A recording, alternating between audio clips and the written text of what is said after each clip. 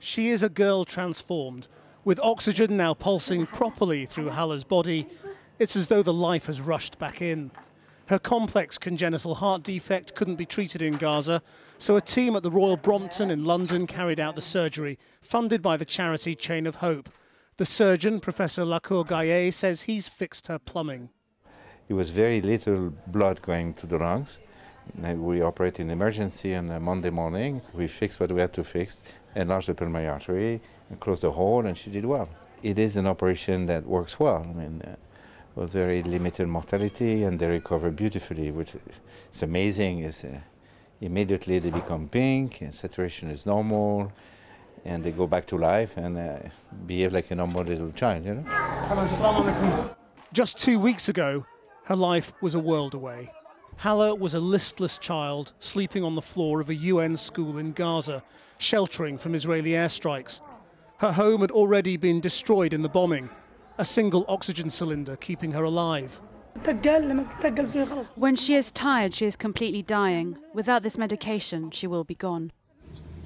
A British doctor, David Knott, working with the charity, escorted her out during a window of ceasefire. David, hi, how are you? Nice to see you again. Yes. We caught up with them along the way. She's done well on the crossing. It's taken us about 5 hours to get through so far, and there's been a few tears here and there, and she's been a bit unhappy because Mummy couldn't come with her because she had to go a different route. But it's delightful now that Mummy and her are together again.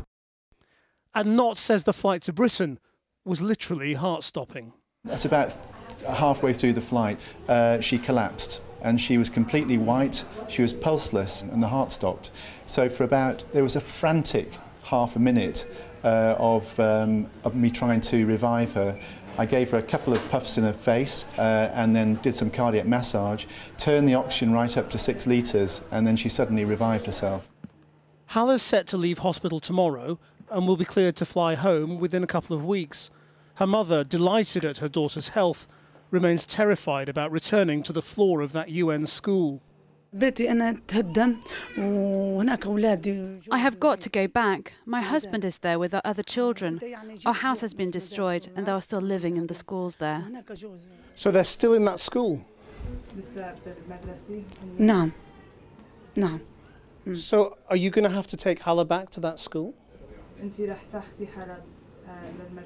No. That's not very good. What can we do? She also remains scared about returning at all. The war between Israel and Hamas began again today. It is a grim and senseless reality of a 3-year-old life saved, returning to risk being the next child killed in the fighting.